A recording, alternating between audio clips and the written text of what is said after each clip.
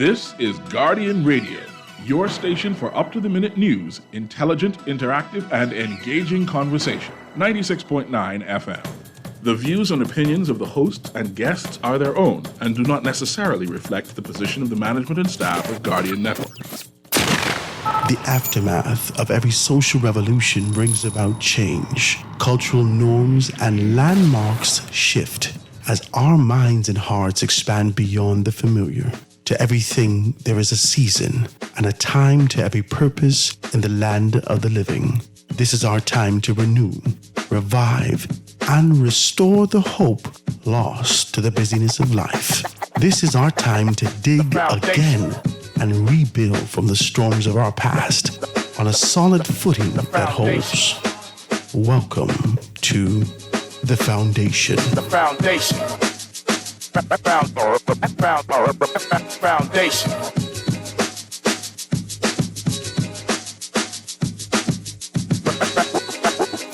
Foundation. Foundation. The Foundation. The Foundation. Good afternoon, ladies and gentlemen. 96.9 FM radio, Guardian Radio. Howard Granite, your company with The Foundation. Absolutely wonderful to be in your company today in the land of the living. So excited to kind of have another day rolled out and giving us all our faculties about us, our strength, our health, our memory, to be able to come out here and get back at it again. I'm so happy. And, this is normally a morning conversation. I normally am on, early in the day, but I'm always kind of cognizant about the importance of being able to acknowledge the fact that we're here. My God, who went to sleep and didn't wake up? You woke up dead. My God, that's heavy. But you woke up here in the land of the living. And we can be able to do that and acknowledge the fact that we should be sensitive about our purpose and move with passion. Today is a very special day for me. I got my good friends in the studio with me, and I always do. Somebody said to me the other day, say, Howard, man, you just have some great guests. I don't think I've had one guest save Keyshawn Fowler that I have not had before. So it's really about forging those relationships. And that's why I can call these people my friends, good friends. And being that, like coming over to your house and so forth and so on. But it's just like we picked up where we left off and being able to push this message for national growth and development. And so I'm always grateful to be able to do that. Now, before I introduce my guests, please, just as a sort of a preamble, don't call me about yesterday. Amen. Don't call me, Howard, that was a deep Trinidadian accent. Oh my God, you know who that is? You can't stop me. Every time I'm on the road now, people yelling at me, Howard, that was a deep Trinidadian. Stop it. You all just, you're wasting the children that I was in high school and in primary school. You remember the children, right? Oh my God, big fight. Hot dust. You remember hot dust? Hot dust. Stop with your instigating self. Stop it. All right, so we're going to have a good conversations, and I'm really grateful that it could provoke you to kind of chime into a national conversation of where we need to be in the country, and I'm grateful. And I can be honest with you, my intent when I sit in this seat, as I speak, I only speak from my heart. I speak about this kind of an idea for what I believe we're called to move towards to make some things happen in this country. So I speak from conviction, and I speak with clarity on my mind, with sobriety, saying that this is the path that we must take. And that's why I kind of revisit a lot of the conversations about the vision that was cast and whether or not we were on course. I had a great conversation this morning with Ruby Ann Cooper Darling, and get ready for that conversation next week with Mother Pratt. So it's going to be absolutely bonkers. It's going to be banana, because we're going to be talking urban renewal next week.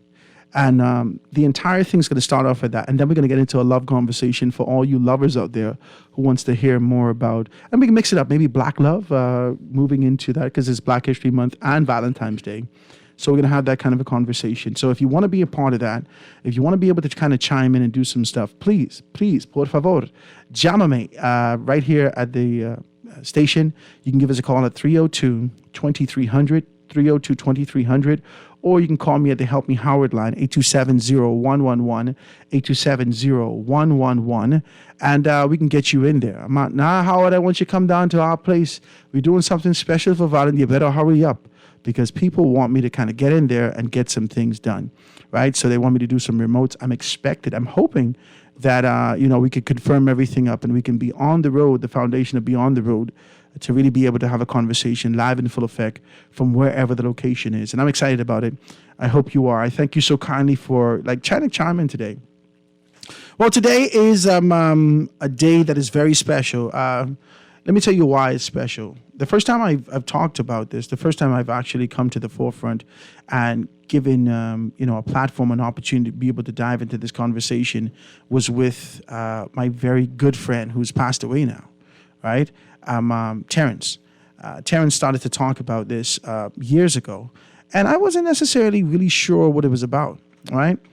But I was eager and I was open, and he started to educate me about this journey that they took to find out about the International Day of the Man-Child. Is it the man-boy? Give me the clarity of it.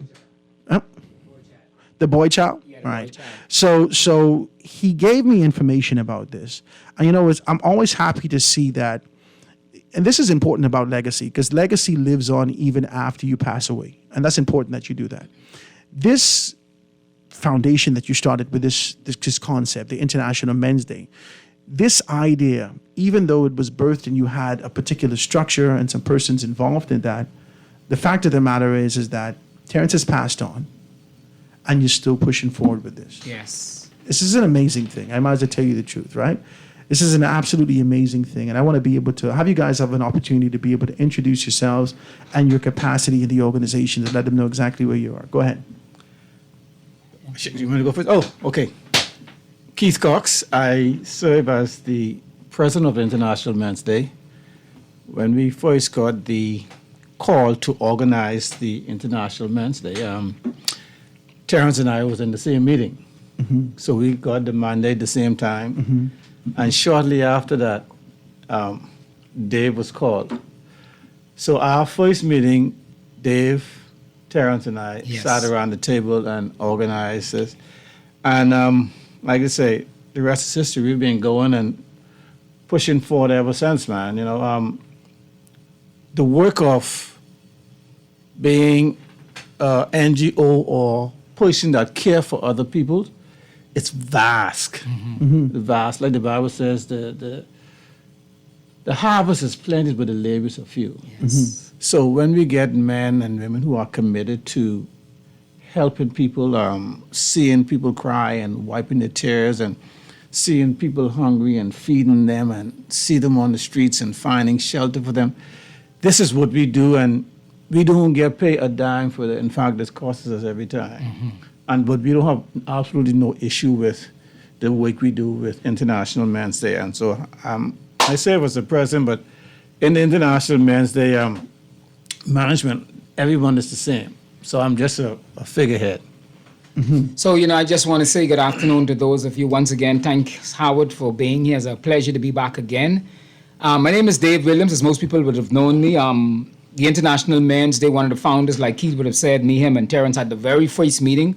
I say we are three, one for the Father, one for the Son, and one for the Holy Ghost. So you're black people can drag Jesus in this one way or another.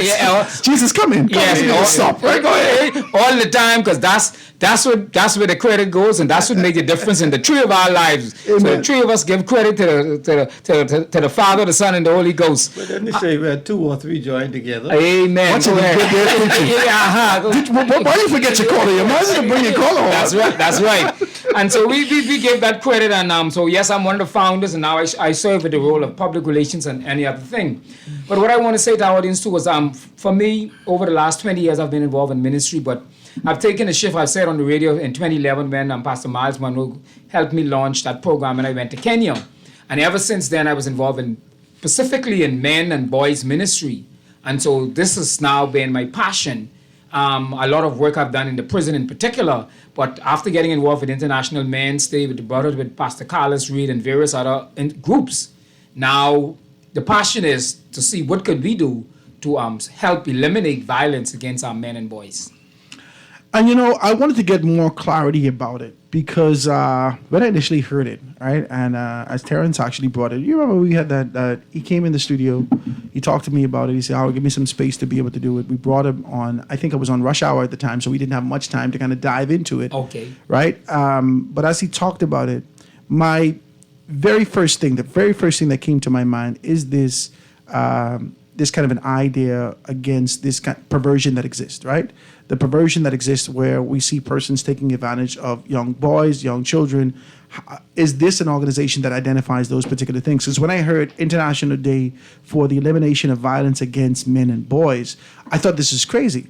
So elaborate for those persons who would have heard the sort of the banner or the name, or the motto of what you guys are doing. Let them know what the organization truly is about at its core.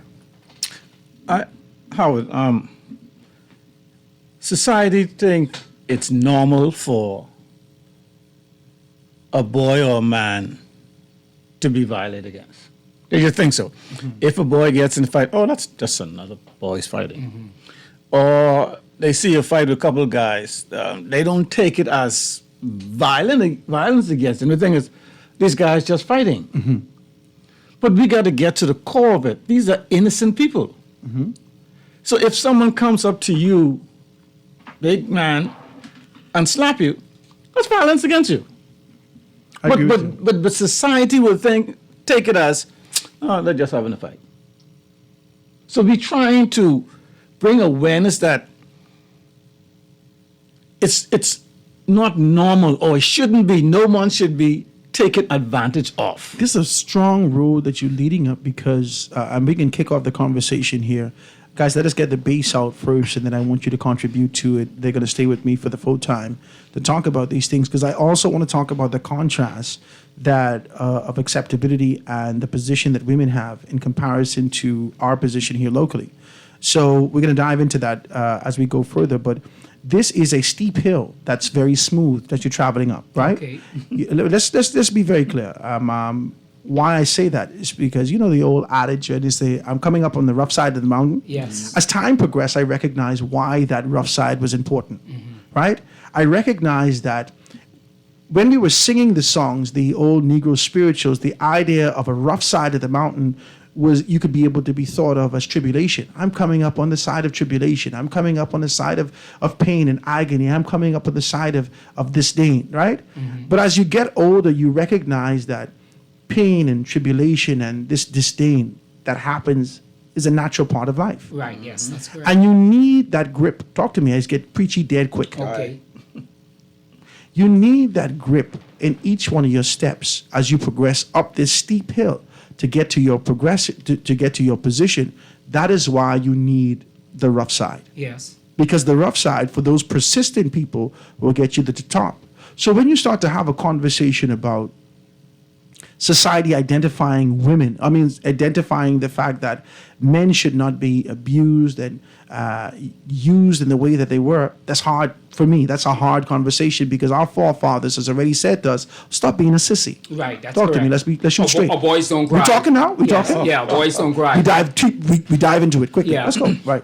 They then tell you, stop being a sissy boy. Yeah. Why are you crying like a little girl? Uh-huh. They really didn't separate yourself from Yeah. that. You can't call the police station and say, my wife raped me today. That's correct. She slapped me 2 times. That's correct. They say, come down to the station. Let me see making if fun I- of you. let me see if we can help you. Come write a report. Just to laugh at you. Then you meet a whole welcoming team Yes. there to laugh at you. Right. Because you're the man who called you and say, your wife slapped you 2 times. Right. You understand? And this is what our society's foundation is based on. The fact that men should remain strong Yes. and persistent in their position, no matter what Yeah, right. adversary that comes against them. However, we still see suicide in men. We still see men walking up and down the street, shaking their hand. I got this one guy from Grand Bahama. They call him Stick Shift. He walk every 2 steps. He stop. He open the door. Then he close the door. He poke his head in. And then he keep walking. He do that straight through.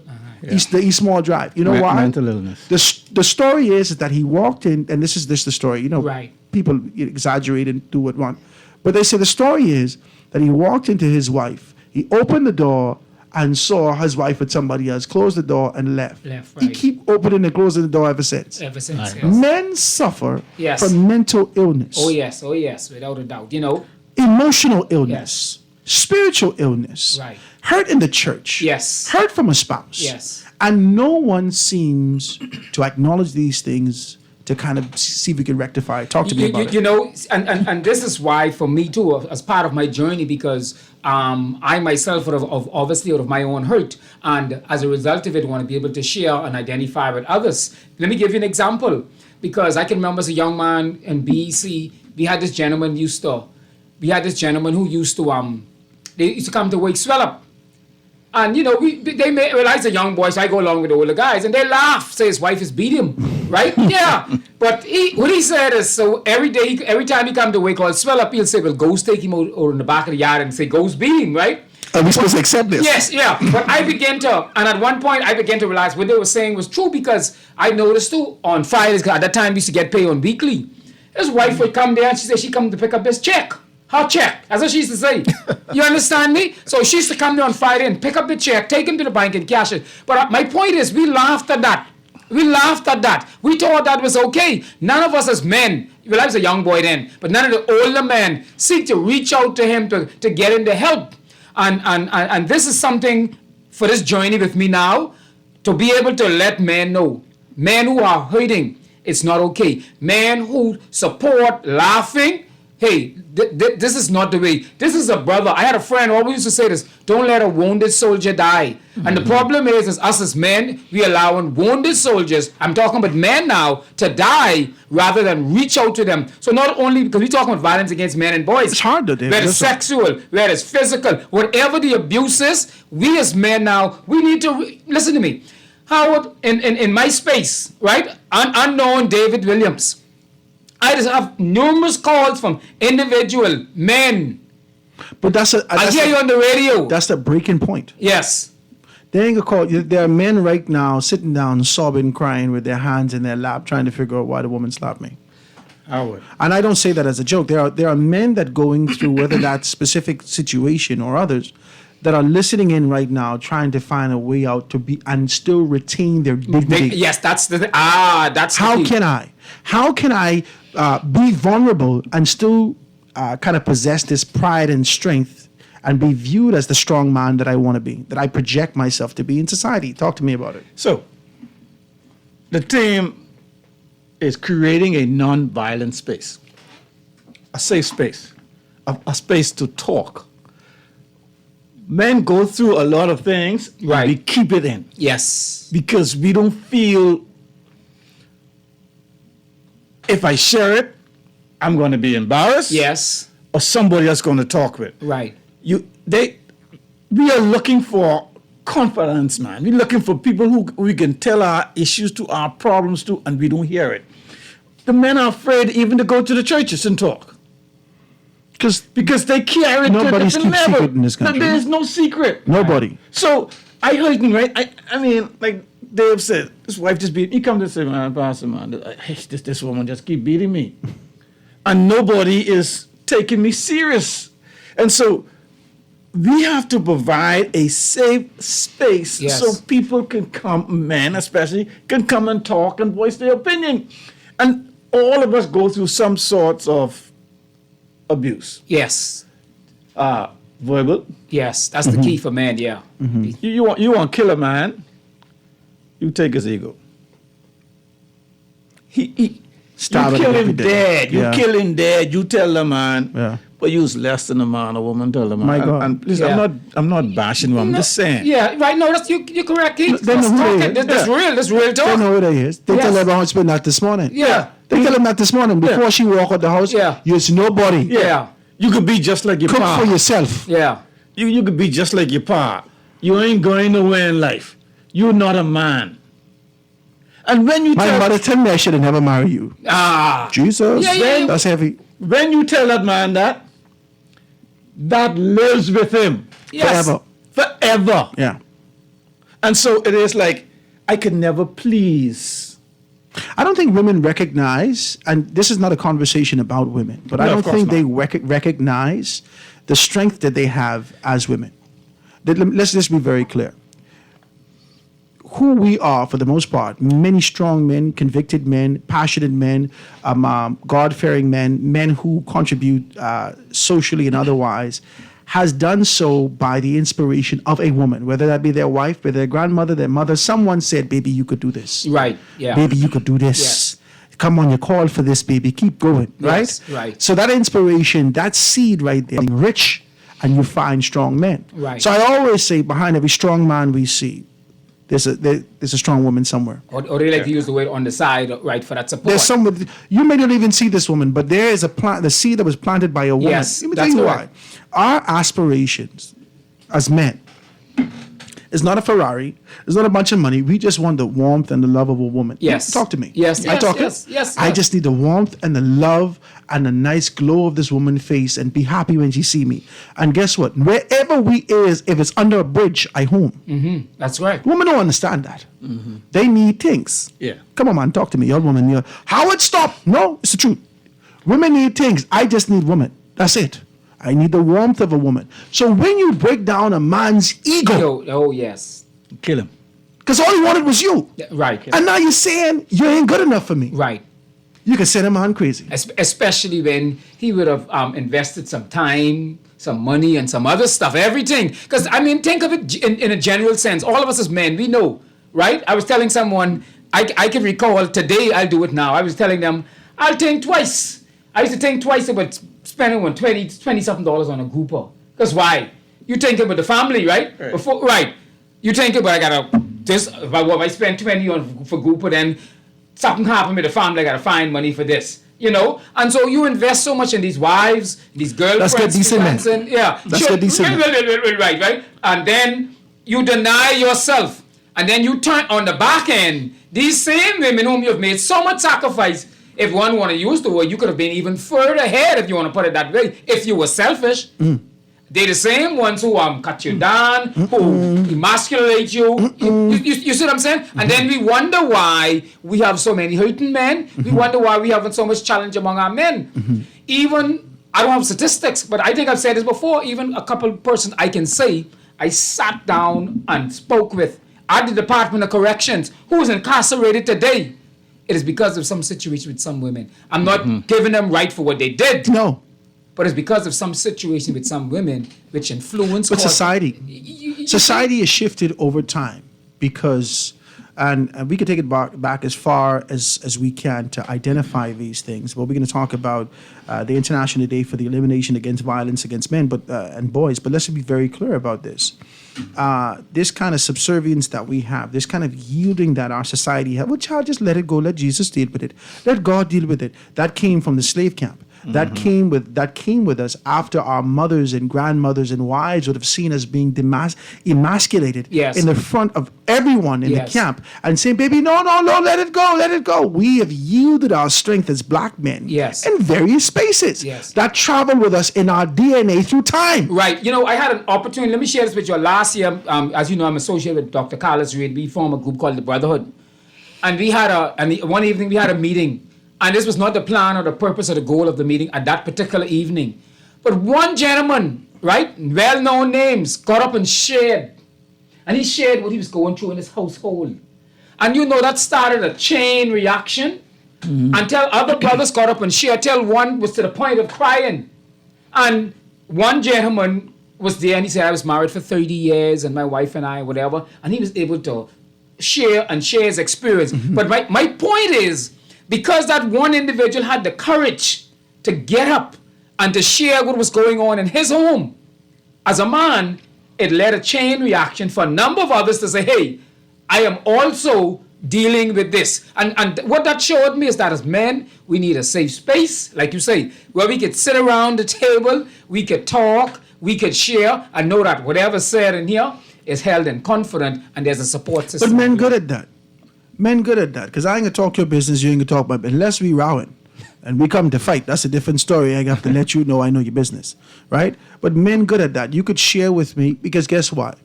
Many men commune over a drink. Yes. Well, let's be very clear Right, about right. this.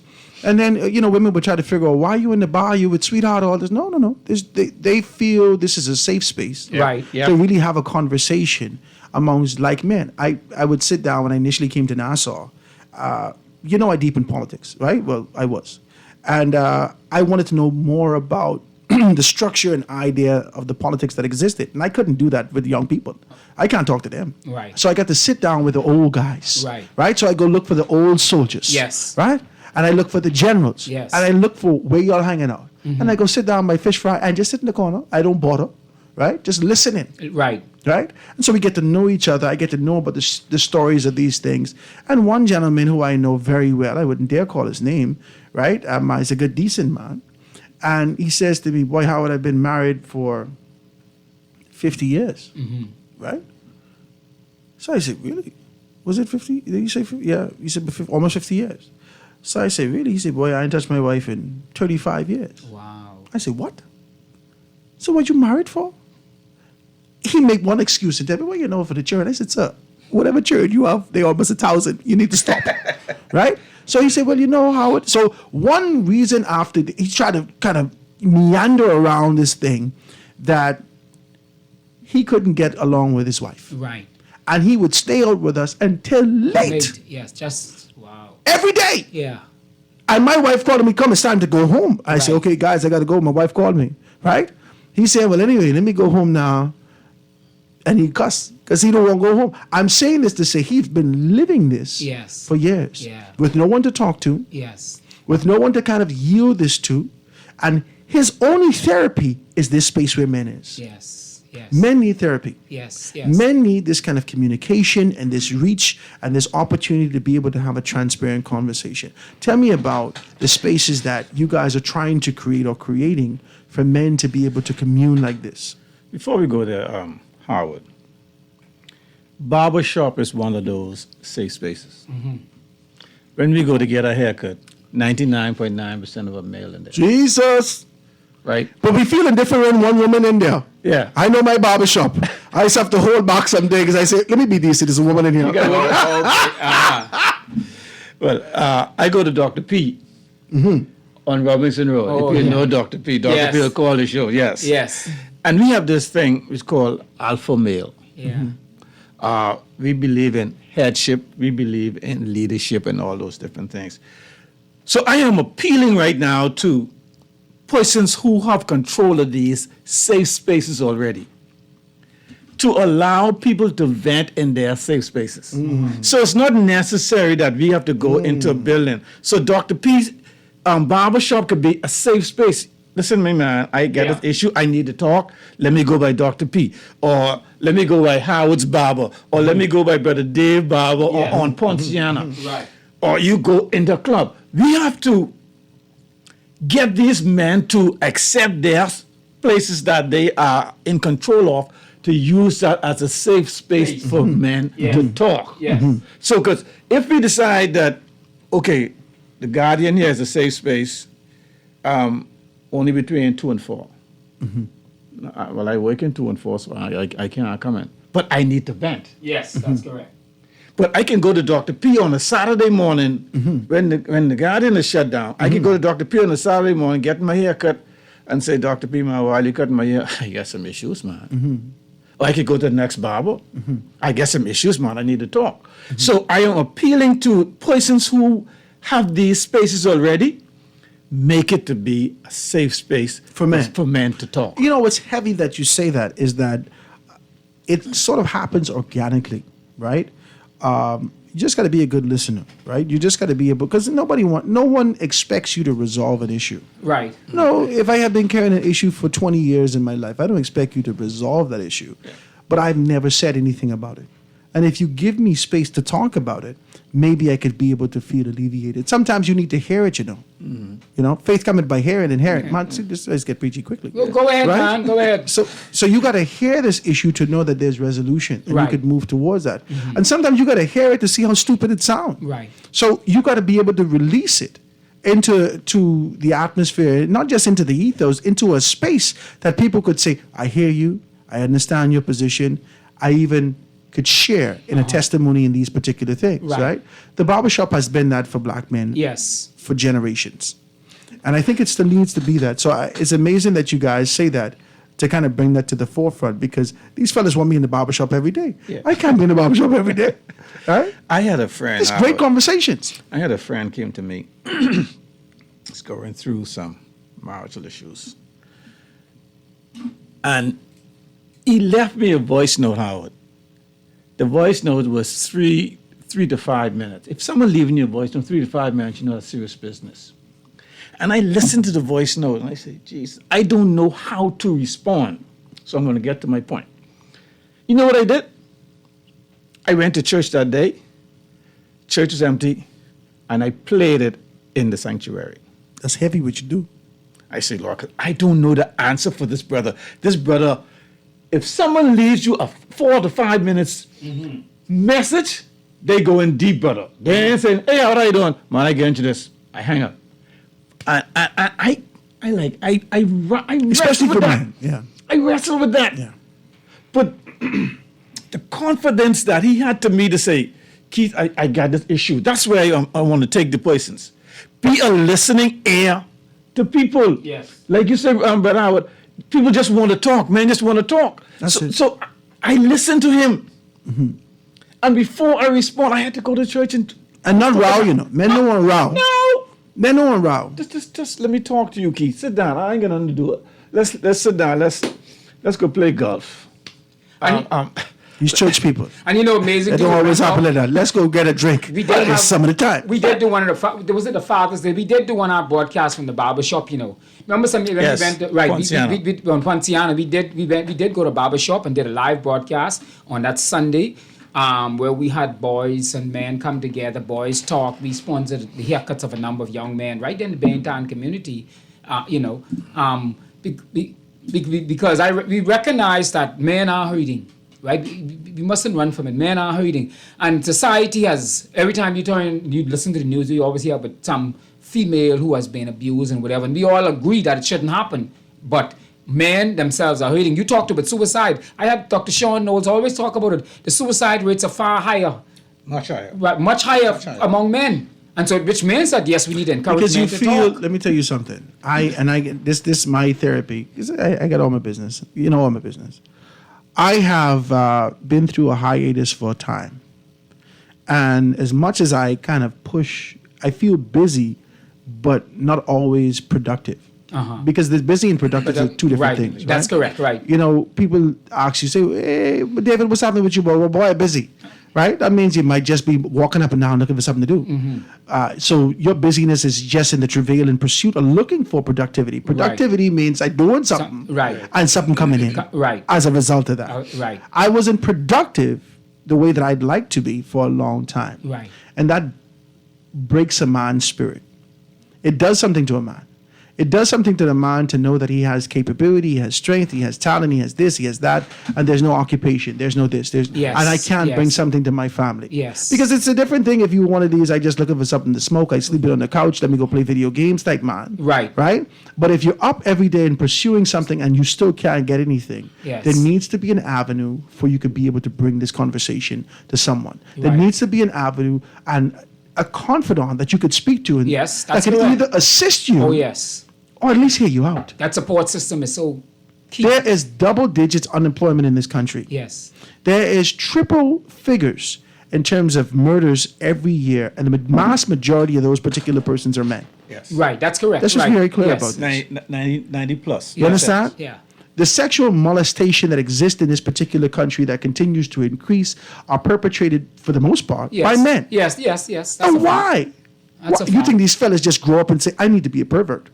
This may have been ensued upon them. Agreed. They may have been the recipient of darkness at one point. You know, let me. I hope I don't know if I remember saying this on your radio. I think I said it on the radio last time I was here when I talked about the gentleman who I told I would visit his family in Freeport.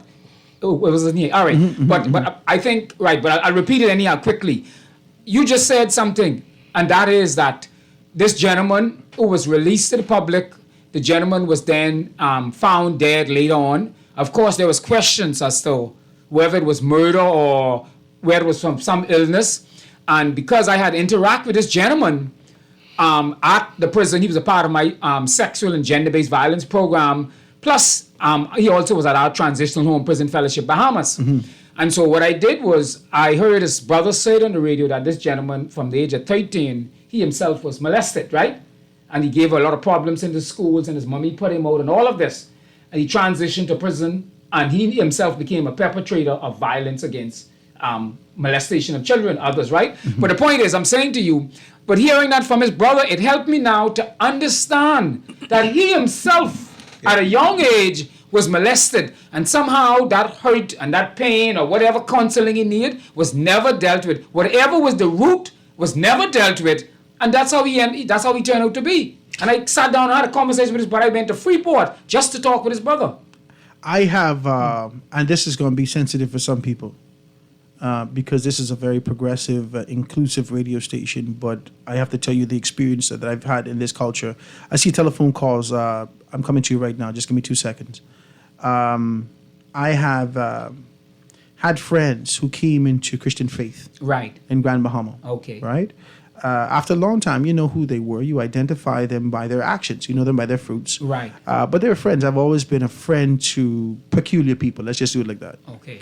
And you would hear these stories about why they stepped over into same-gender relationships as a result of perpetration on them from they were young. Yes. You would hear these stories. I don't know if you've heard these stories. Yes, I've heard them. I've heard them, yes. They would say to me, from I was 7 years old, Right. 8 years old, 9 years old, 10 years old, these people abused me. There was always this kind of an uncle in the family or someone in the Somebody, family right. who perpetrated this kind of violence against the child. And 3 gentlemen in my community said this to me, right? And he said, listen, Howard, they perpetrate the violence against me from and it's just being decent with the conversation. They perpetrate this violence against me from I was 7. I tell mommy them, I tell this one, and they say, child, let that go. Don't say nothing about it. Boom, boom, boom, boom, boom. Right. And they said every time it would happen, and they would cry and cry and cry, these particular things happen until they found pleasure in it. Yeah. And as a result of finding pleasure in it, they thought that this was their time. Okay. This is their space. This is obviously who I was called to be. Uh-huh. No one dealt with the thing. Okay. How years later, after contracting diseases, after contracting all these things, and really being broken that these things happened to you and crying out at the altar, how now you could be able to open up this conversation and no one had an opportunity to be able to talk about this violence perpetrated against a child at 10 years old. No one Yes. talking about that. Yes. These things ain't happening in school. The little girl's getting pregnant, right? From bus drivers and all these particular things happen. They send them off to other islands, other spaces, other parts of the islands, Yes. just so you don't bring shame to the family. But Yes. you've never dealt with the issue, The root. the root of the issue. Yes. Cover up. And this is where we are in this country. So I commend you guys. I really do commend you guys for taking on a position and really being able to lock arms with an international space, for the elimination of violence against men and boys. This is a very good conversation. Ladies and gentlemen, I want you to be a part of it. I'm going to take this commercial break and dive back into it. The numbers you can call, 325-4316, 325-4259, or hit me up on the text, 422-4796. I'm in the studio with Keith Cox and David Williams. We're having a good conversation about the International Day for the Elimination of Violence Against Men and Boys right here on Guardian Radio 96.9. Let's take this quick commercial break and be right back after this. Foundation. The Foundation with Howard Grant. We'll be back right after this. The foundation. The foundation. The foundation. With over 25 years in business, nothing says commitment to our people, culture, and service like Rev. And this year is no different.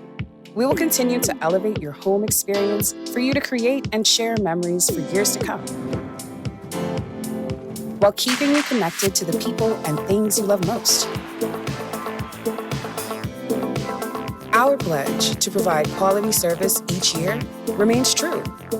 Rev is made for you.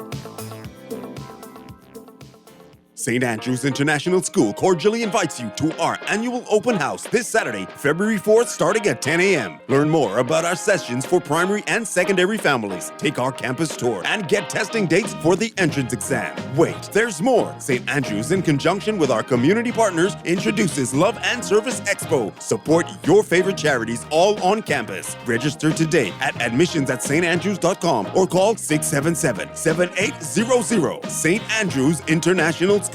Take the whole journey with us. J.S. Johnson Insurance Agents are the best. Reliable service, we've been on the scene.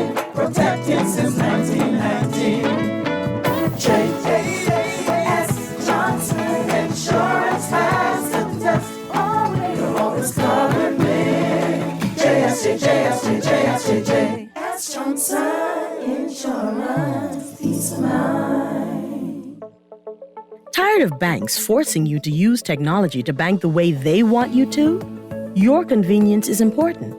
So no matter what your banking needs, Commonwealth Bank's friendly staff are always available in branch for that personal one-on-one service. But when you choose technology, our online and mobile banking app offers you state-of-the-art functionality. The choice is yours. Commonwealth Bank. Bank the way you want.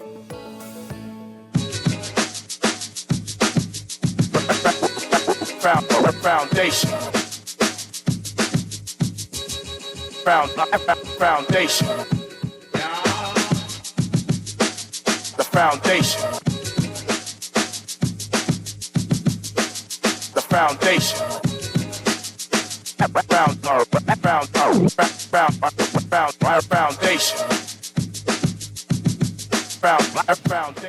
And we are back, ladies and gentlemen, 96.9 FM radio, Howard Granite, your company with the foundation on this beautiful Tuesday morning, January 31st, Tuesday afternoon, January 31st. I'm kind of diving into the end of this year that we call January. It's a whole year, and then this is the longest year of the month. This is the longest year of the year, right? So it's good. We're having a good conversation today. We have in the studio with us David Williams and Keith Cox from International Day for the Elimination of Violence Against Men and Boys. And today they're actually identifying that and really wanted to bring this conversation to the forefront. I have a telephone call. If you want to be a part of that, 325-4316, 325-4316, 325-4259, or hit me up 422-4796. Do I still have the telephone call on the line? Thank you so much. No? Okay. Give us a call and to be able to do that. Can I read this text before we go further? I know this triggers people. I told you, I know it would. Yes. This is a triggering conversation. Yes, yes. You understand? And sometimes it's socially taboo. It's easier to coast the edges of political correctness and say the things that people can all chime into, right, than having these conversations that cause people to flash back into their childhood. Yes. This isn't nostalgic, not in a good way. This could be a reminder of pain that people have been running from for a long time. Right. And have not found this sort of resolve to get up and out of these issues. Yes. I told you that. The very first things I said, this is a progressive station, and this is a station of inclusion, and there are a great deal of people that listen in. Yes. And so I told the story, and the text came. Very first text that came right after I said that. Howard, you made a very silly comment by calling those people peculiar. Right. What is that supposed to mean? And I only mean by that, society has identified what tradition is, and there's an expectation that you move along the course of this tradition. Man, woman, male or female. Right, that's correct. However, taking on this sort of a salmon effect and going against the grain of the tradition society sets makes you peculiar. Yes. Many of us are peculiar in our own ways. It doesn't have to be based upon sexual orientation. It could be based upon your spiritual outlook. You could be Buddhist. Yeah. You understand what I'm saying? It does stop. People just get sensitive quickly, very quickly. But I want to read something else, and I think it's very important that I bring it up. There's another text that came through. Guys, please, 422-4796. But Howard, I'm not loving the bro love moment, because in the Bible it says men will become lovers of men, and it's like women are being treated like we are obsolete. Incubators. You're thrown to the side like used tissue. I've been married for 25 years and alone for 20 years. He left after cheating, drinking, and abusing me. Then lied and said, I did it.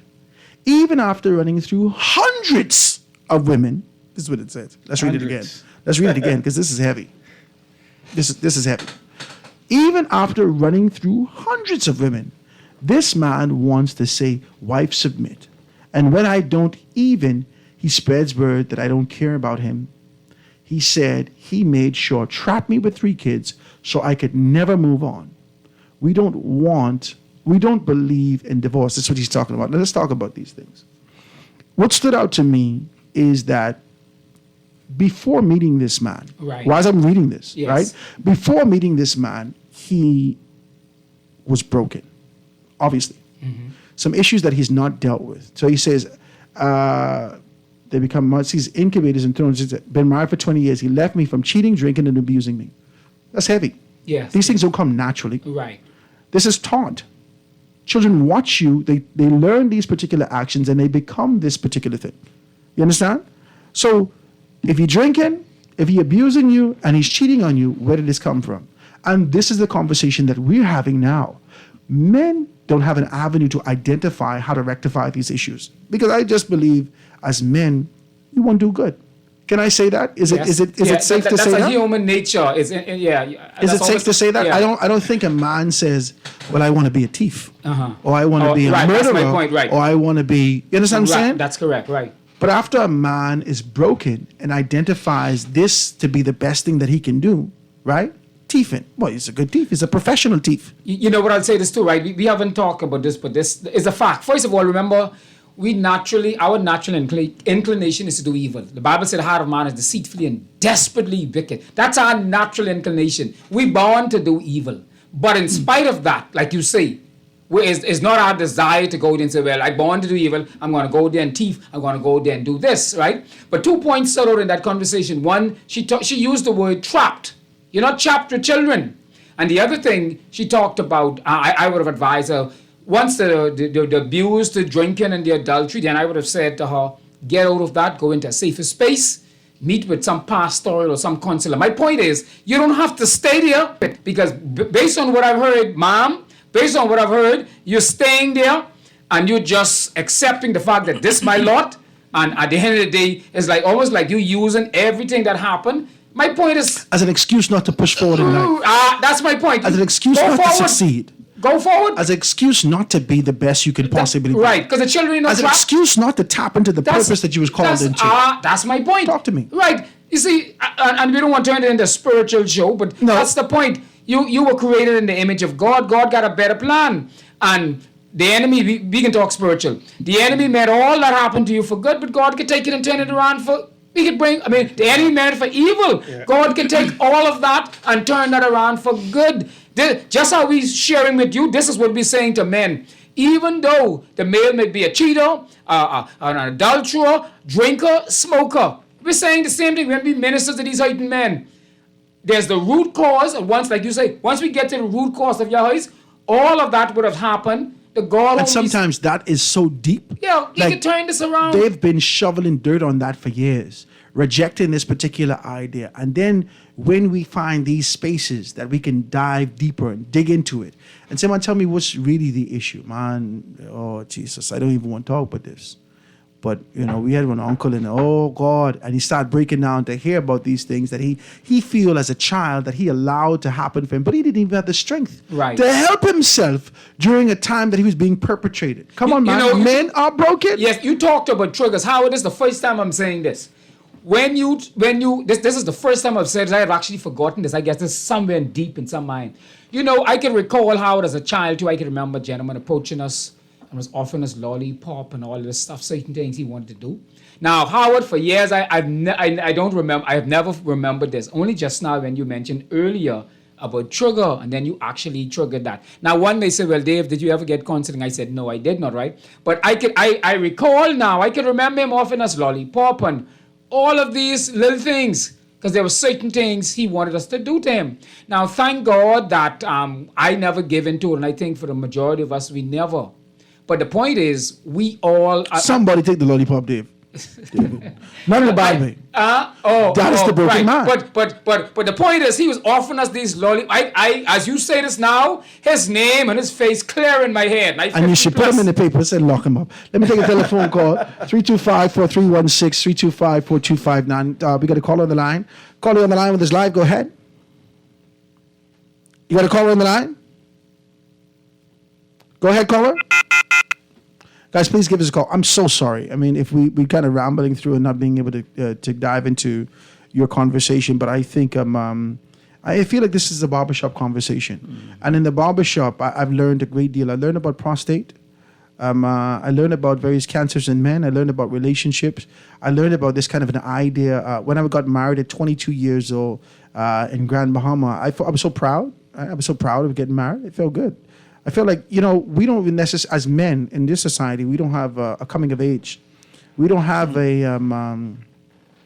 this sort of a ritual that says that, okay, you are now a man. And so marriage is one of those things. Because, sex has never been that, right? Because there are people talking about sex from we were young, right? 12-year-olds, 13-year-olds, 15-year-olds. And whether they lied or not, the conversation was always prevalent. But to identify a man taking a step and becoming a husband, you knew that this was that sort of a coming of age, right? And to have that kind of a conversation was an amazing thing. So I thought at 22 years old, when I got married, these fellas would be proud of me. I go in the barbershop, I get more custom. Boy, you so stupid, boy. I said, what? I said, boy, you so stupid, boy. I get married at 25. You need to wait till you're at 42, Howard. I said, no. I found a woman, in my mind,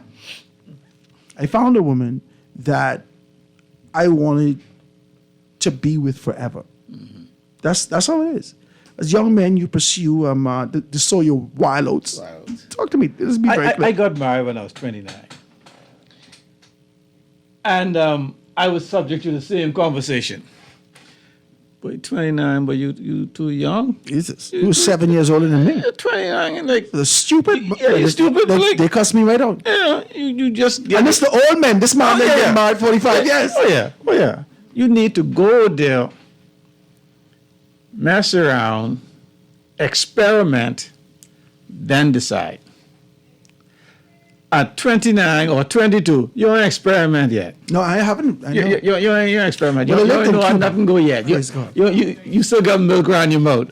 I lived in Cuba, praise God. It's 1 o'clock. Guys, let's take a quick commercial break, 96.9 FM. Let's break for the news and get back into this rich, heavy conversation. The time just slipped away. I normally look.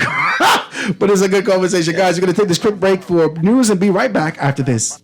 At Marco's Pizza, we never skip on quality or ingredients. Save some cash and satisfy your cravings with our new carry-out medium 2-topping pizza for only $12.50. That's right, order 2 of your favorite toppings like sausage and green peppers on 1 medium pizza for only $12.50. VAT inclusive on our app or online. Made daily with fresh dough, our signature sauce, and fresh cheese. Only at Marco's Pizza. Restrictions apply.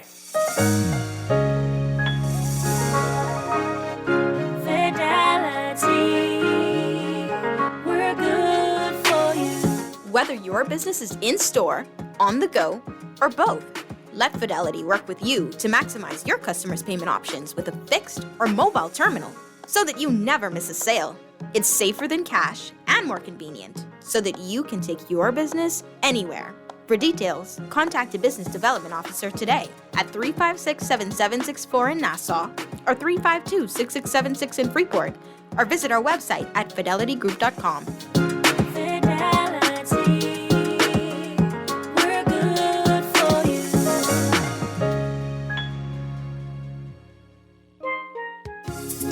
Divania's grilled food and products are now open in the Kenneth Plaza, Prince Charles Drive. Come, you must try their jerk chicken, jerk pork, and all their amazing grilled food. Grilled daily to perfection, using all their amazing sauces made right here in the Bahamas.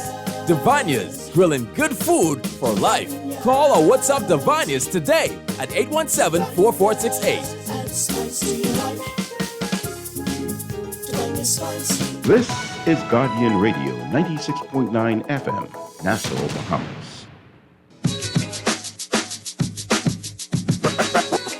Foundation.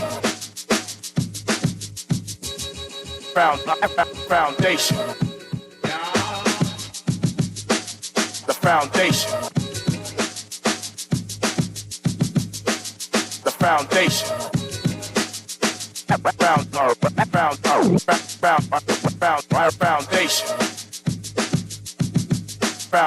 Foundation. The foundation. And we are back, ladies and gentlemen, 96.9 FM radio, Howard Grant and your company right here on the foundation, having a great conversation about some of the indifference that we see in society, some of the taboo conversations that I think needs to be able to come to the forefront about how men are broken and how we could find strength and unity amongst ourselves and being able to get ourselves up and out of many of the proverbial holes that we're in. Today we're in studio with none other than my good friends Keith Cox and David Williams. David stepped out, but he's definitely still here with us. So we're kind of diving into it, and I want to read a couple of texts, and I see a couple of telephone calls before we get in there. So Keith, let me just go through these because I don't want people to say they didn't get a chance to get it in there. So it says... how Howard, you made... Oh, we read that already. All right. So it says, morning. What's going on? I'm trying to watch the January 30th show and the rebroadcast, but it's not on. Everyone else is on. Is it a conspiracy from yesterday, Howard? Wow. I don't know. I will check that out. It shouldn't be. Right? It says, hi, Howard. When a man cannot provide for his family, he should leave and return when he can. If he doesn't leave, he will be left by his partner.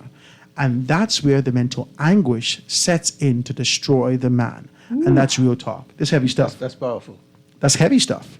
That's powerful. That's heavy stuff. And you know what? And the difficulty in that is that for a man, for me, in my mind, it sounds like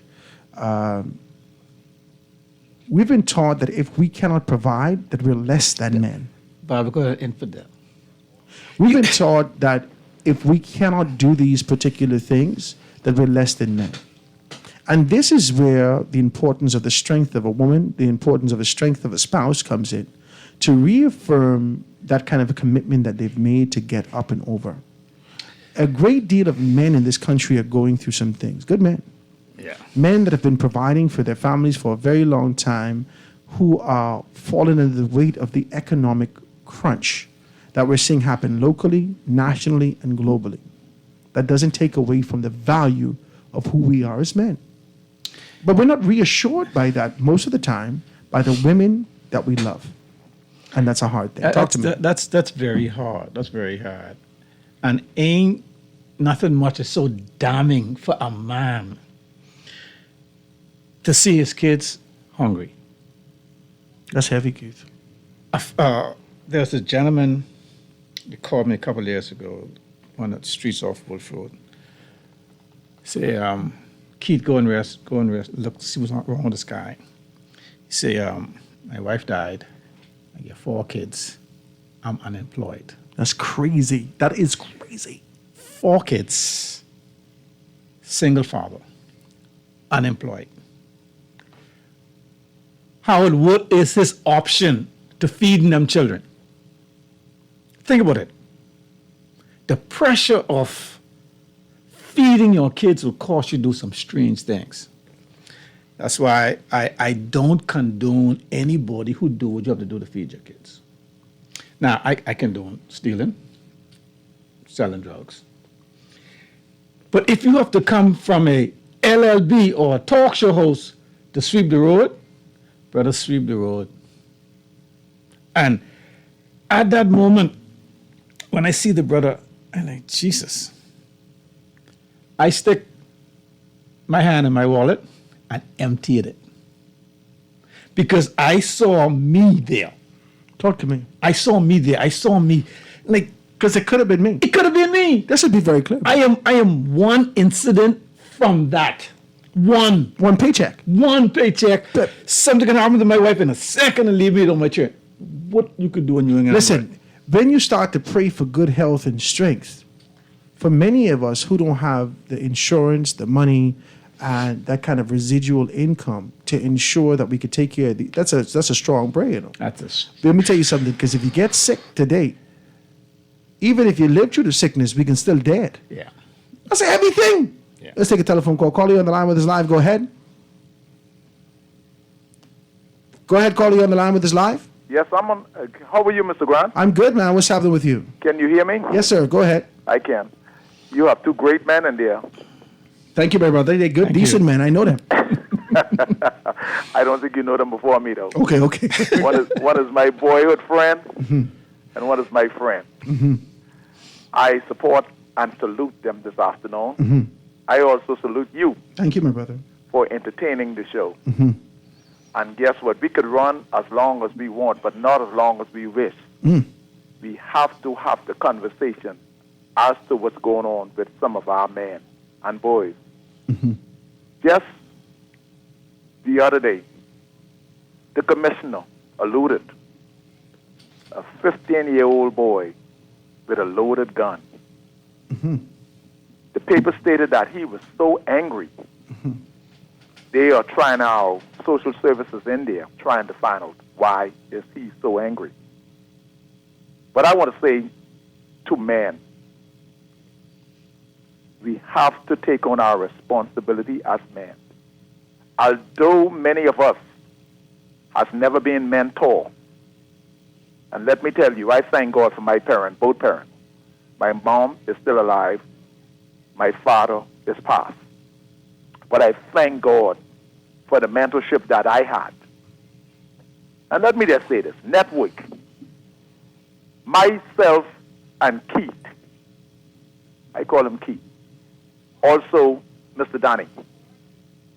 But I know Keith's children, and he knows mine. This is how far we go back. And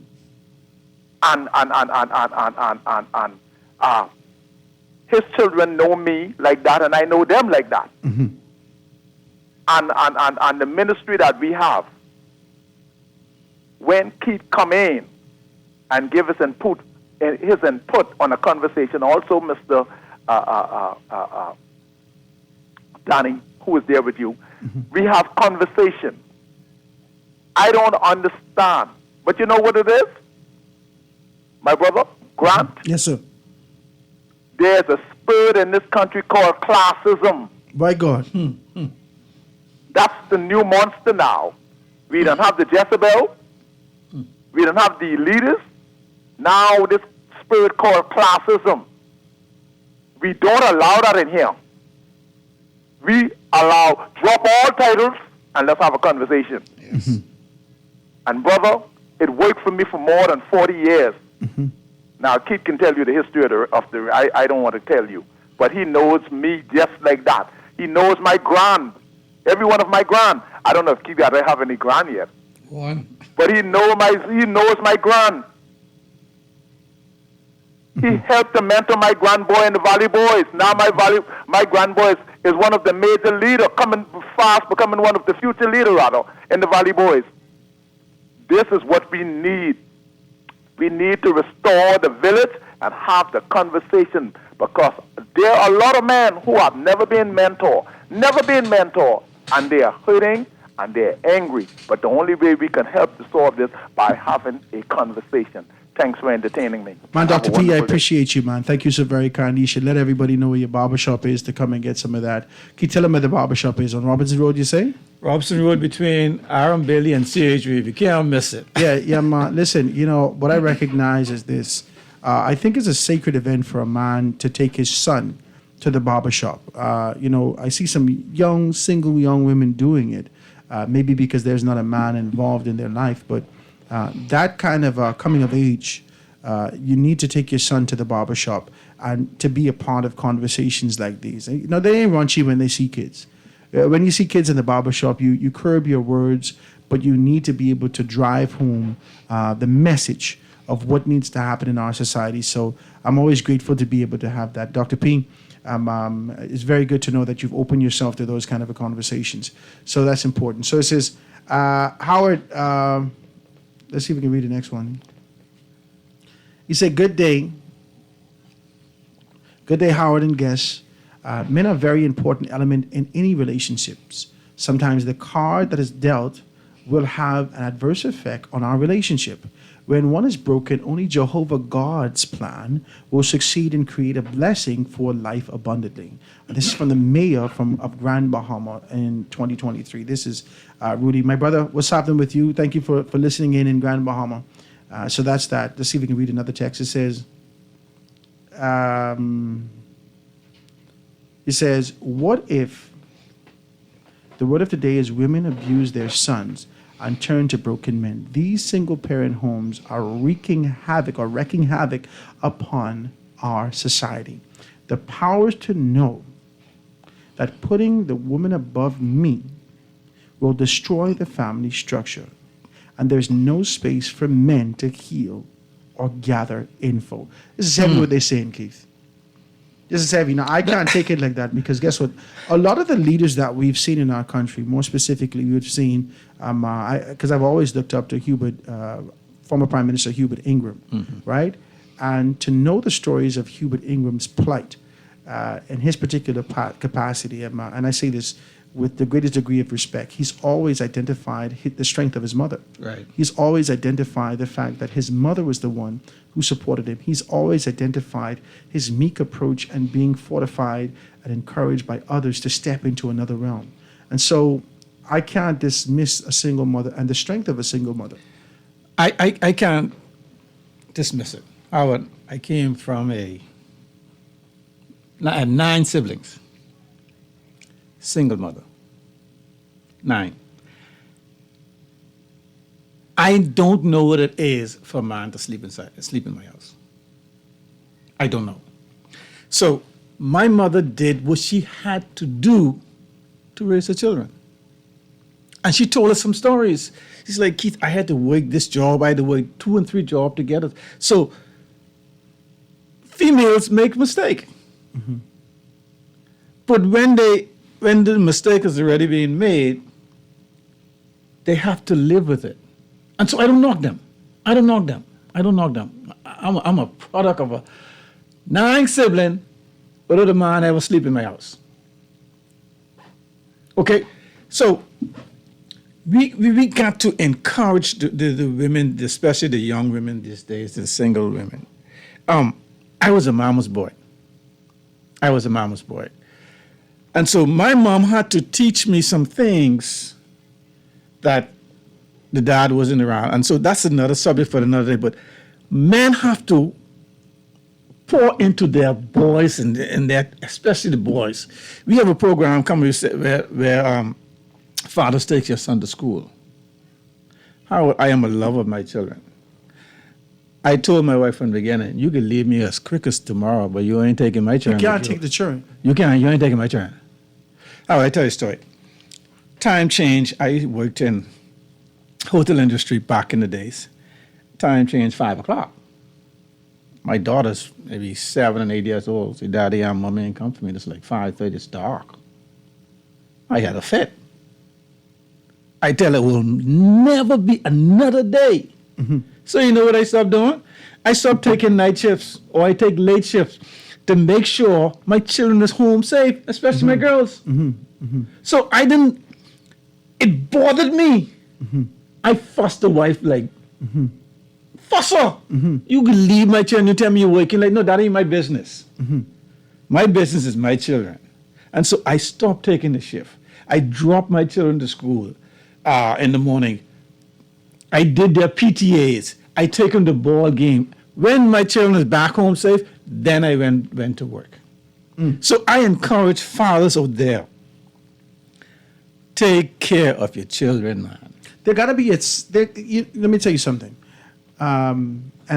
These people just kind of put me in a school chat group, right? From high school. I didn't graduate 20 years ago, and they have a chat group they just created. These people got gray hair. I don't know why they want to do this. But anyway, we in the chat group together, and they wouldn't leave me alone. But it causes you to kind of go down this lane of nostalgia, right? I remember that I had friends would come over after school, if school out early. I had like 5, 10, 15 boys come with me at my house. We had a basketball court, the whole thing in 8 Mile Rock, right? And we would plan this, right? Howard, we can come by you after school. Let's go buy some chicken from the supermarket and so forth. So we did that, right? You know, I was always responsible for the food. It's very clear, right? So, right? The truth is this. They only wanted to be with me. They would call my uncle's uncle. They would call my granddaddy, pops. They call my daddy. And I recognized as I grew older that they didn't have the father figures in their lives. And they just needed to be around men. They needed to understand this is how men respond. This is how men react. These same young men, they would shoot dice at school. I go to public all of school. us. Oh, yeah. They would shoot dice at school. I never knew how to shoot dice. Up to this day, I don't know how to. Right? Disappoints me sometimes because I feel like I don't get my complete black card without really being able to know how to shoot dice. So I'm going behind the shacks one of these days. They say, Howard, where you going? I said, I get to shoot dice with y'all, right? No, Howard, this ain't for you. I said, sir, all of us at the same age. What are you doing, right? And the fact is that they've identified me different because I had certain elements. So they already didn't separate themselves from me. Right now, I go back to 8 Mile Rock. They say, boy, look here. We know you're going to be a politician. I want to support you. Yeah. So the fact of the matter is that we need all these elements. And if you don't have these things at home, society, programs like yours and others need to create a space where there's a big brother. There's a father figure for these young men to look up to. I'm talking about decent men. I'm talking about these perverts in sheep's clothing. Howard, back in the day, all of us had to go to Boys Brigade, Scouts. All of the church youth program was a must back in the day. Nowadays, it's optional for the children. The parents are giving their children that option. Do you feel like going? Nah, I feel like going, so I don't go. But what do you expect? I didn't have a father in my home, but I joined my uncle was in the Masonic Order. So from age 5, I was in the Masonic Order. And so the men, like you went to the fish fry and listened to the older men. When I joined the Masonic Order, they had men in there mentoring me. Mentoring me. So I learned to tie a necktie from the brothers in the lodge. My uncle used to work, he's dead now, Joel Cox. He used to work to meet a cab. I learned to drive a stick shift in the meter cab. I mean, you can't punish him now because he's dead. I learned the streets of Nassau. You driving the people car? Yeah, I learned to drive a stick shift meter cab, 35111. You remember that? Yeah. I learned the streets of Nassau from him. When I go into the lodge, after the lodge, he say, all right, nephew, Keith, I tired. You take over. Drive home. You drive. No. We working. We picking up passengers and we working. Wow. So I learned the streets of Nassau from him. The other brand showed me how to be a mason, as in profession. I learned the field from the men in the lodge. So they were mentors. What happened today? I got to have a conversation with the Freemason. My grandfather was one also. And I feel like he'd done a lot of quietly for men. But, there is still this kind of an idea of secrecy that lingers over the organization. So I want there to be more of a conversation about what's happening in there and try to find out about it. So I'm open to that. I'm open to that. I want to have more conversations about it. All I say is that it's not a secret organization. Yeah. Like your house. You got secrets in your house. You want to know the secret? Not like come that, to my because house. we is round loud. We is round loud. Everybody knows. Loud conversation. We don't loud conversation. This is round, nice, loud. We can round loud, right?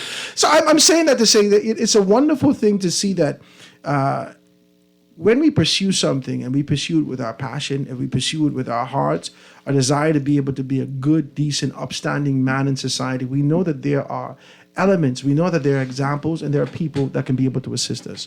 And I want to commend you for finding those things. And I want to commend you, Terrence and David, for being able to take on a position and deal with such a touchy subject in such a tumultuous time in our society. Let me see if I can read a few of these texts. This is Howard.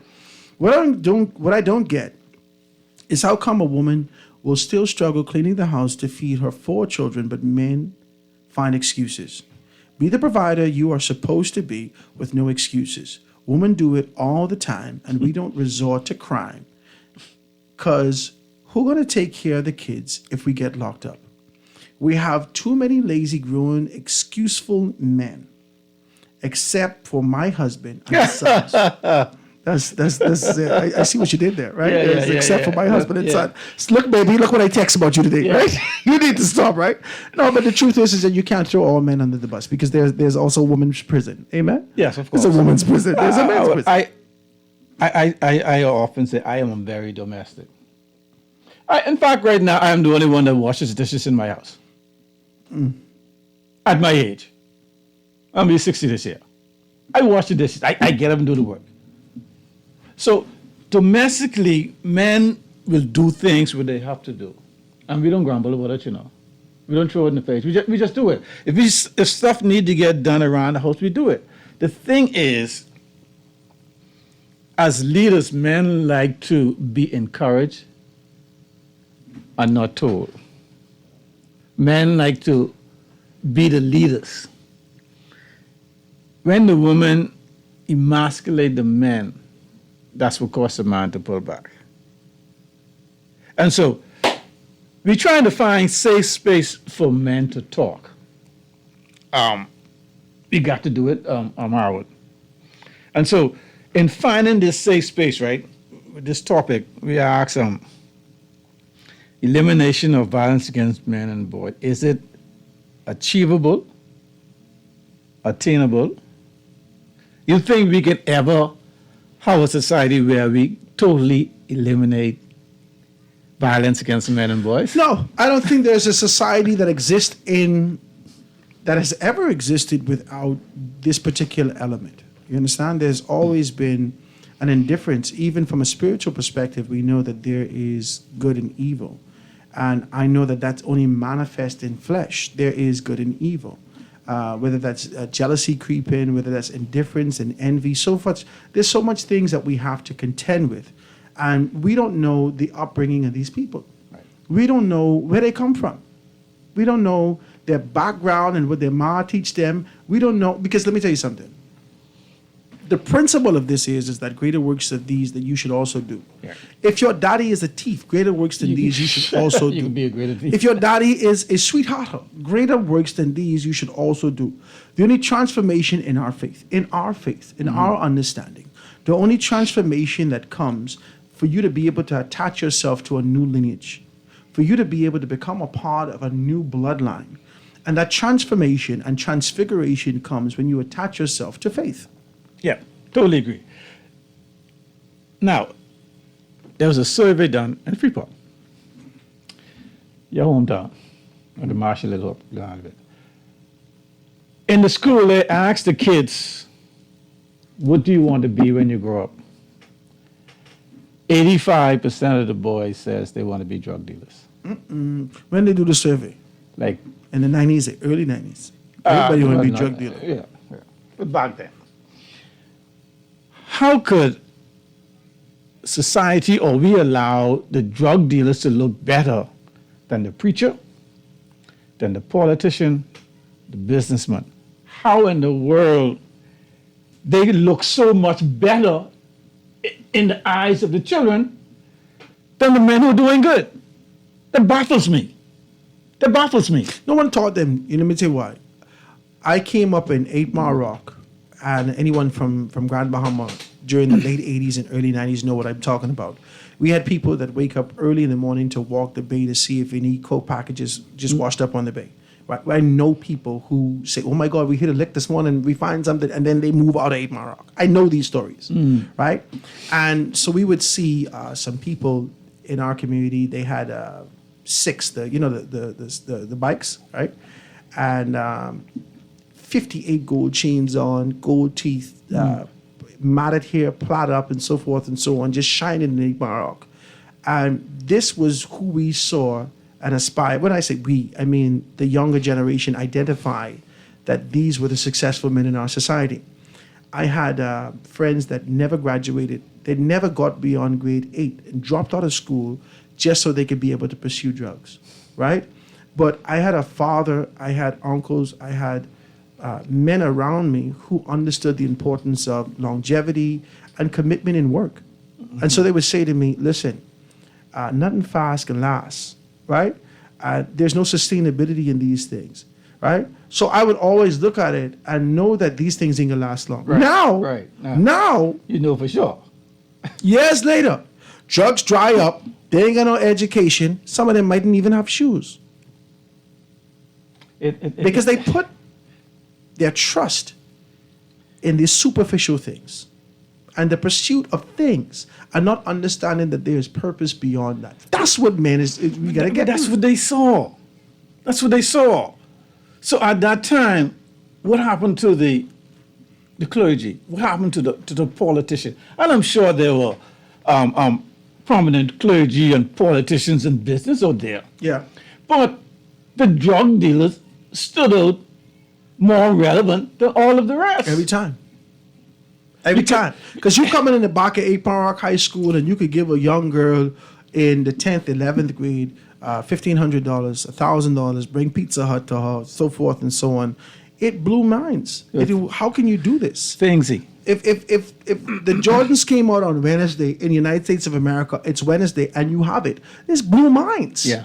How you could do this? Yeah. Right? And so it really shifted the trajectory and really caused young people to move towards this kind of a carnal approach, this I need something, I need this, I need that, and very superficial, looking for things. Yeah, things. So we need more men to stand up and deal with some things. Let me see if I can read the text. It says, Howard,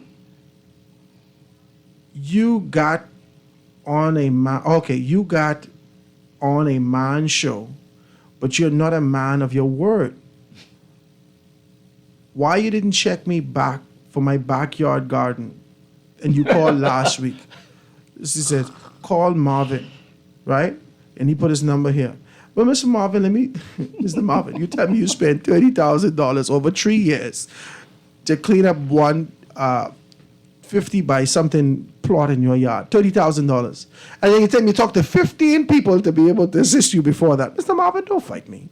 I have to find relationships that can be, so whether that is Monroe's or whether that is any one of the garden places who can be able to assist the show, I'd be more than assisted. But you got to let me forge a relationship. I returned me, Keith, the man would fight me, beat my guts out. Just you need to stop it, sir. Right? So let's go. So he says, tell that lady selling box is a crime. Women do that when they can't feed their kids. Tell that lady selling boxes is a crime. You know all these Bahamian people talk. Box? Yeah, box. Daswell Street. I think you know that. Oh. Right? Okay. Now, so Sorry. I gotta bring it home for you, right? Sorry. Right? So it says, he hit me up again about this BTC. He says, bro, BTC is a pile of crap. My phone, internet, TV, off. Fix my phone. I am Pinewood for 3 weeks now, and I'm off. You're texting.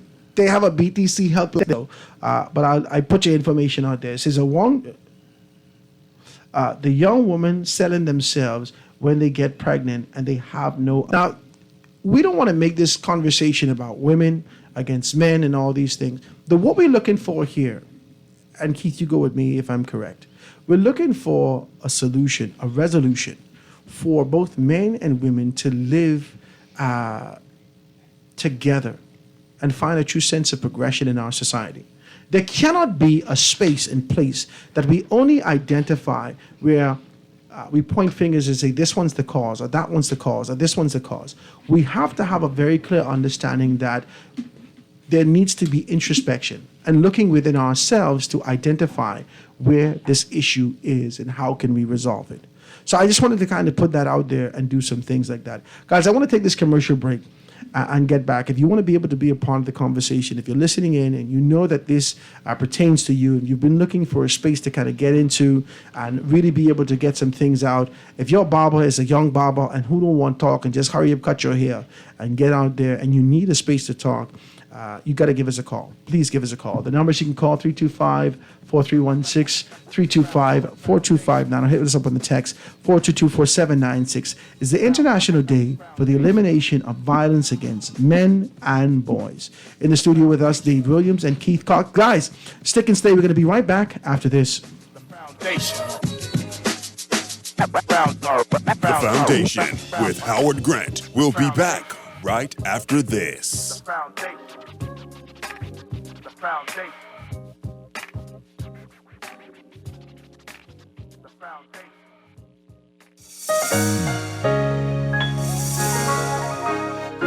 Fidelity, we're good for you. With so much going on in the world today, only accepting cash at your business can be risky. Let Fidelity offer you and your customers safety, convenience, and the flexibility of a fixed or mobile terminal. Take it with you, on the move and on the go. because business should never stop. For more details, speak to one of our business development officers at 356-7764 in Nassau or 352-6676 in Freeport. Visit our website at fidelitygroup.com or visit us at any of our branches.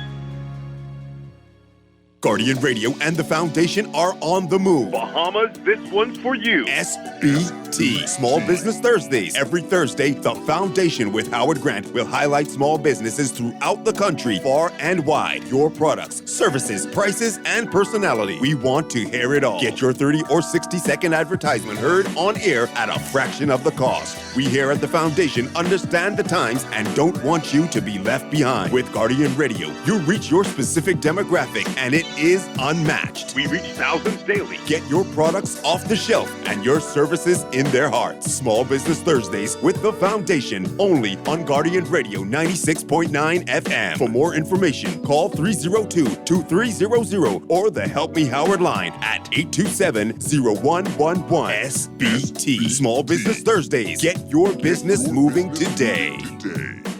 At Ron's Electric Motors, they repair and rewind all major brands of electric motors, including water pumps, generators and the generator's back end, welding machines, electric lifts, air compressors, battery chargers, and more. They're equipped to handle up to 850 kilowatts and rewind up to 450 horsepower motors. They're conveniently located on the corner of Wolf and Clarence Roads and are open weekdays 8 a.m. to 5 p.m., Saturdays till noon. They offer 24 hours emergency assistance. You can reach them at 242-356-0249. Foundation.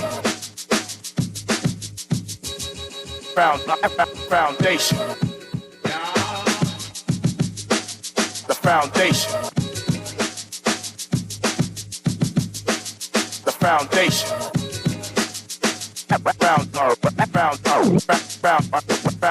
Foundation.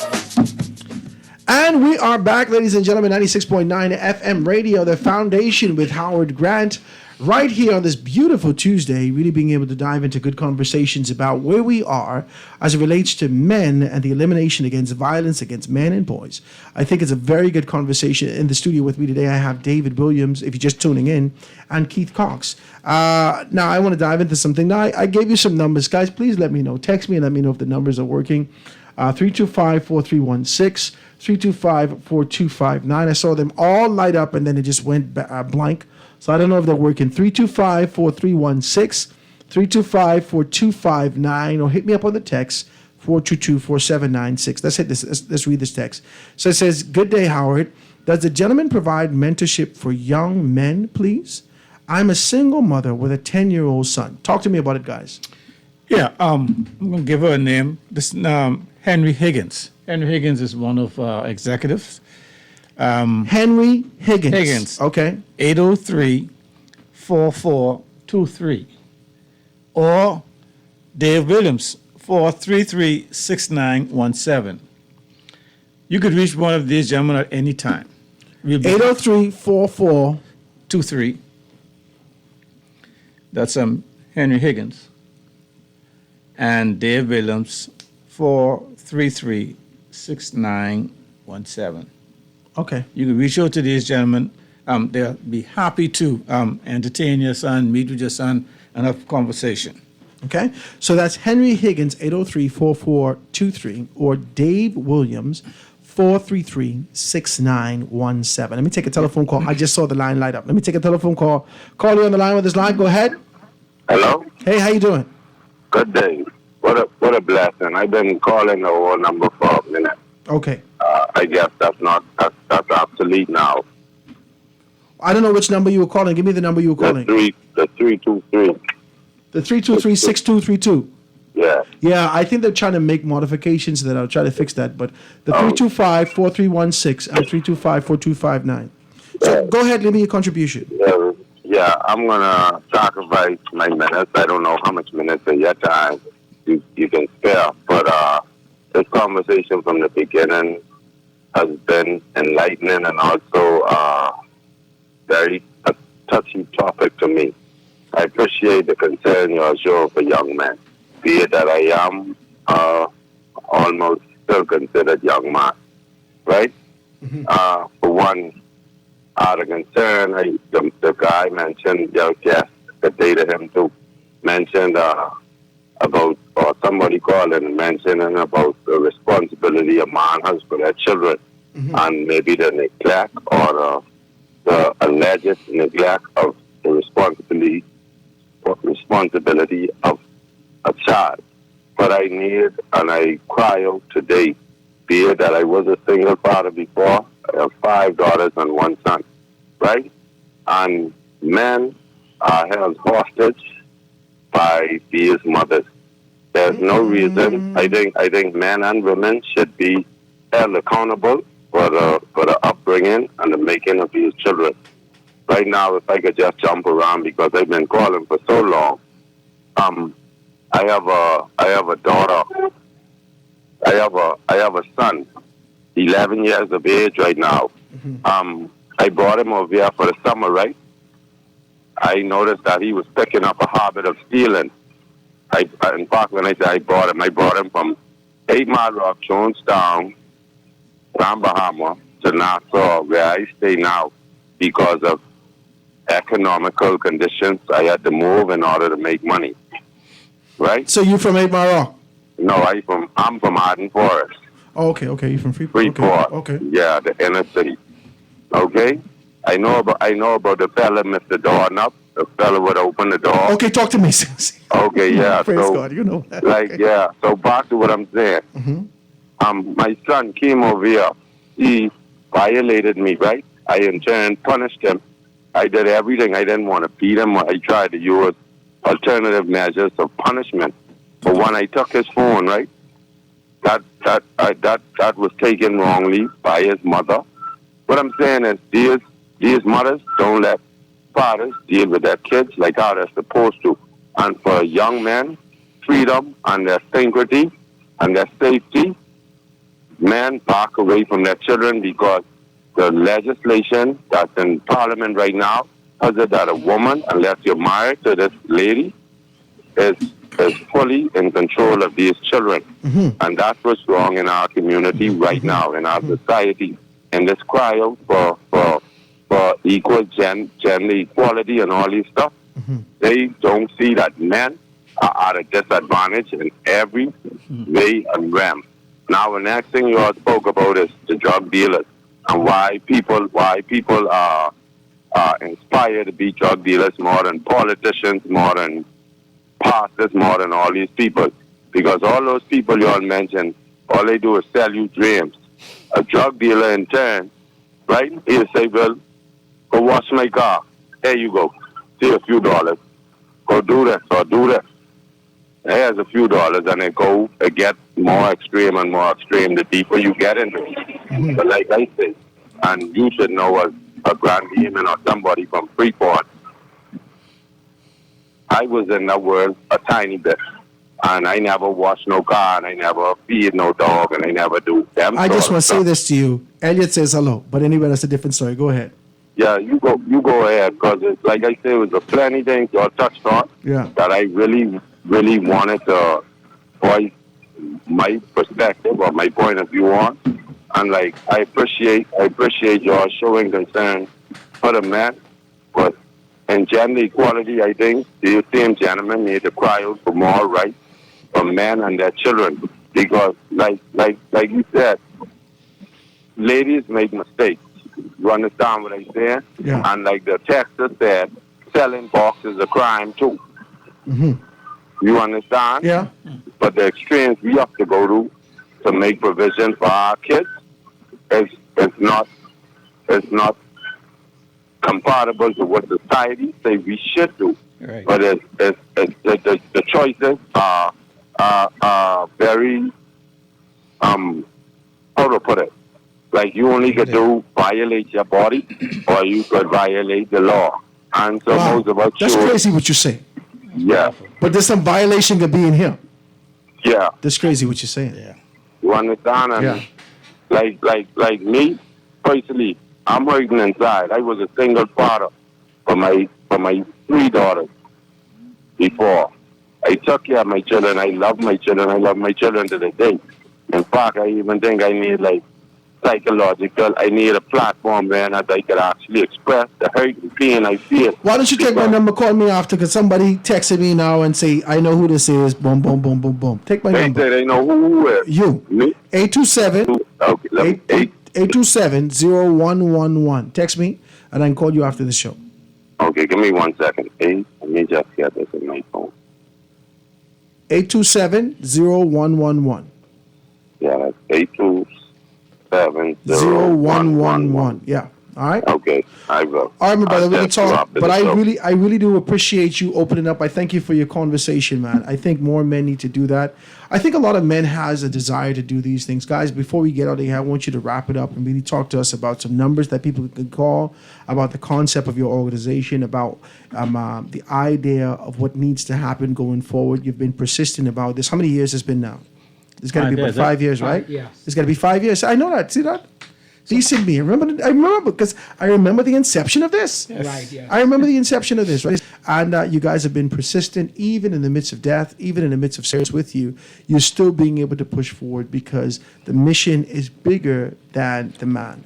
And so I want to be able to talk to you about that and tell us about, sort of wrap it up whilst we're getting on the air, how they can reach you, where they can reach you, what are the things you got going on tonight, and how they can be able to participate. Oh, just before we get there, we had a meeting last night, and the International Men's Day, are organizing where we're going to go into the community centers and provide safe space. So in very short order, with the urban renewals, we going into the urban having safe space for the same brother who needs somebody to talk to.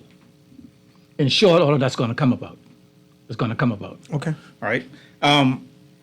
So yeah, we've been doing this for 5 years now. We've been doing a lot of community work. Out we go in the communities, and we do walkabout. A couple months ago, we went into Rock Russia, and wow, the lady, her daughter died. Wow.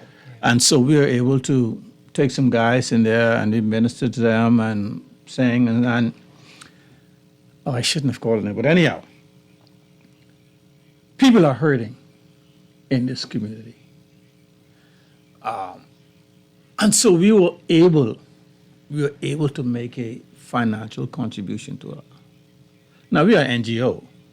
We're NGOs. We don't get money. Nobody giving you this money. Nobody giving us the money. And so we dug in our pockets, and like the church, we collect an offering. And we was able to bless that family. And so what we do as an international man, goodness of our heart, my brother, trust me when I tell you, you hear me? If more of us would go into these communities, I'm sorry, the stony heart we have, it will soften. It will soften. Brother Dave, we're going to tell you what the experience they went into Montelites last week. We know of the 3 persons that got killed in that area days apart. I know them. I know their grandparents.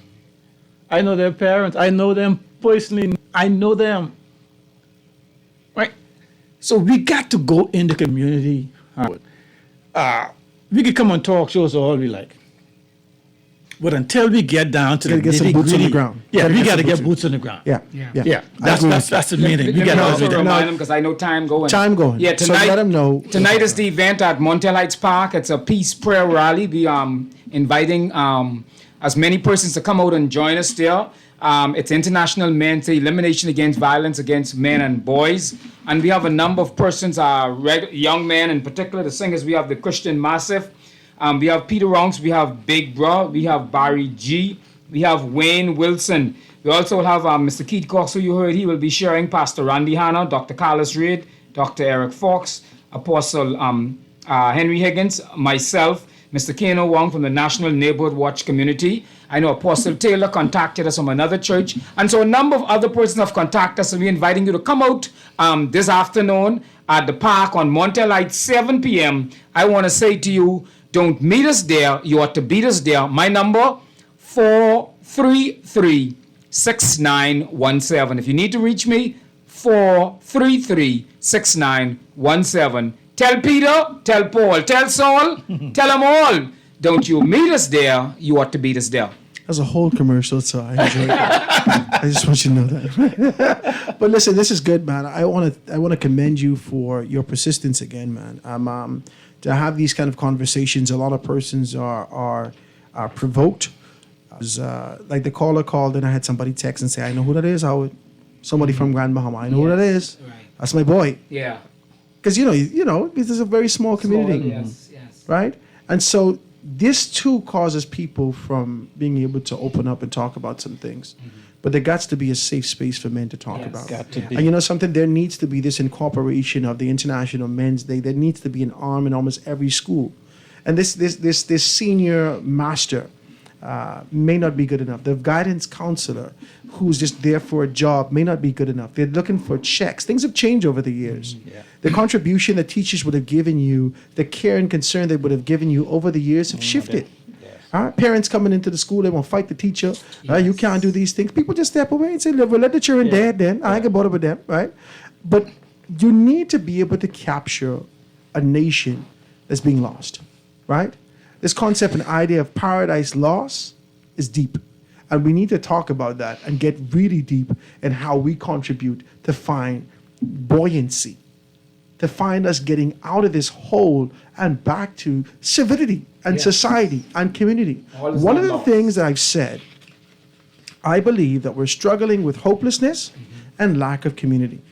And that is a familiar thread that runs through so many conversations. There's hopelessness and whilst we're having a conversation, I get in text right now about someone who's get shot. Yes. Right now. I saw You see? on the WhatsApp. Right now, whilst we're having a conversation, there's a text coming through. I can't even speak to it because I don't know what's what. Right, that's correct. That's saying that someone has lost their life. Howard, let me say this to you. You know, for me, you talk about being peculiar. Peculiar, you really meant different, right? Yeah. I'm in a unique space. I've said this a number of times, but I can say this on the radio now. Howard, because I'm involved in prison ministries, I've been in there for 20 years.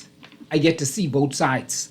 So a number of these murders and violence that takes place in this country, Howard, I get to sit down and talk with the perpetrators of these crimes. So here's it. I have to remove the emotion. Whether it's a rape, whether it's a murder, whether it's a manslaughter, whatever it is, I have to, and God gave me the wisdom, I have to be able to sit down, and I can't call names, because just how I'm sitting in the studio across from you, just so you're talking to people, I get the opportunity to sit down, the persons who commit some heinous crime in this country, and I got to remove the emotion. What's the and minister common to them. thread? What's the common thread that you found in speaking with men over these 20 years? What's the common thread? Has there been brokenness from their childhood? What's the common thread that you've seen? For me, it has been, I'll say has been brokenness. I wouldn't so much say from the childhood, but I would say the childhood I notice happen in a lot of cases are rapists, right? I noticed that. But in a general sense, absentee fathers, in the maximum, I did a class for 100 men. I did a service, and I did the survey, and I asked them to put up their hands. 80 of those 100 men put up their hands and they grew up without a father. Single family. Could that be a common thread? And that really blew my heart. 80 out of 100 men in maximum security. Just before COVID, put up their hands, and I took the time and counted. I told them, count for me. Wow, that tells us what we're facing. 80 out of 100 men. Well, ladies and gentlemen, I want to thank you so much for contributing. I see that you're giving me a call. I ain't got 30 seconds. Do I have 30 seconds? I can give you 30 seconds. Let me give you 30 seconds. 30 seconds to be able to get out of here. Go ahead, caller. Let me say this. Hello. Go ahead, quickly. You got 30 seconds. 28. Go ahead. Brother Dave knows me. I'm his electrician. He knows me. Oh, yes. Yeah, what I'm saying, right? This is open forum right there. Yeah, we getting out of here at 2 o'clock, so you got to be quick with it. Okay, sir, talking to the host. Yes, sir. This is my view. Only one person has the right to take a life. Would you agree with me? That's the person who can give it. Wow. Let's go. So if I take a life, I'm wrong. If you take a life, you're wrong. Does the government take a life, they're wrong too. They don't have the right to take a life. They can't give it. And that's my 10 cents for the day. Thank you, my brother. I do appreciate your telephone call. Ladies and gentlemen, that's been the show for today. The Foundation with Howard Grant really being able to chop down some things. These conversations are indifferent. I know you want to talk about the rhythm of what's existing in the papers, but there are some unresolved issues that are happening in our countries every single day. we continue to skip over it and move to the next thing. Unless and until we identify these things and give strength to it in terms of being able to identify the root cause and dealing with some stuff, we'll ever be in this kind of a limbo. Let's get up and out of that. Today, we sat in the studio with none other than Dave Williams and Keith Cox, International Day for the Elimination of Violence Against Men and Boys. I thank you so much. Tomorrow, we're going to have a mixed panel coming in. I got some guys tuned in. If you want to be a part of that, 827-0111. I thank you.